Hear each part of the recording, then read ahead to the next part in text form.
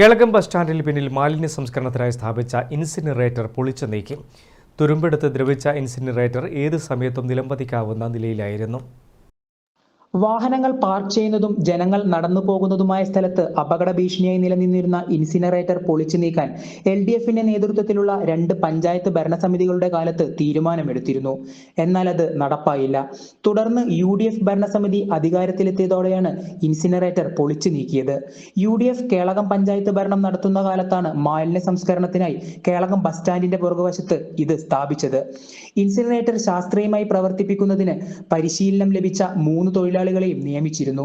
എന്നാൽ പിന്നീട് കേളകം പഞ്ചായത്തിൽ LDF അധികാരത്തിൽ വന്നതോടെ പരിശീലനം ലഭിച്ച 3 തൊഴിലാളികളെയും പിരിച്ചുവിട്ടുവെന്നും വേണ്ടത്ര പരിശീലനം ലഭിക്കാത്ത തൊഴിലാളികളെ മാലിന്യ സംസ്കരണ പ്ലാന്റിന്റെ പ്രവർത്തനം ഏൽപ്പിച്ചതാണ് ലക്ഷങ്ങൾ വിലയുള്ള ഇൻസിനറേറ്റർ നശിക്കാൻ കാരണമെന്നും കേളകം ഗ്രാമപഞ്ചായത്ത് പ്രസിഡന്റ് ലിസി ജോസഫ് പറഞ്ഞു.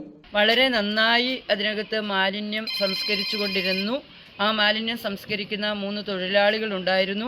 ഒരു കുഴപ്പവുമില്ലാതെ 2-3 വർഷം ആ മാലിന്യ സംസ്കരണം നടന്നു. അതിനുശേഷം പഞ്ചായത്തിൻ്റെ ഭരണം മാറി ഇടതുപക്ഷത്തിൻ്റെ കൈകളിലേക്ക് പഞ്ചായത്ത് ഭരണം വന്നു.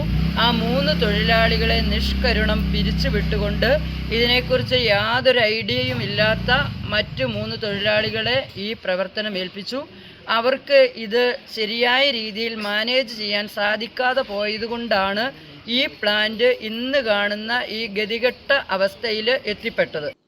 ദ്രവിച്ചുപോയ ഇൻസിനറേറ്റർ കട്ട് ചെയ്ത് ഭാഗങ്ങളാക്കി 2 ക്രെയിനുകളുടെ സഹായത്തോടെ സുരക്ഷിതമായാണ് നീക്കം ചെയ്തത്.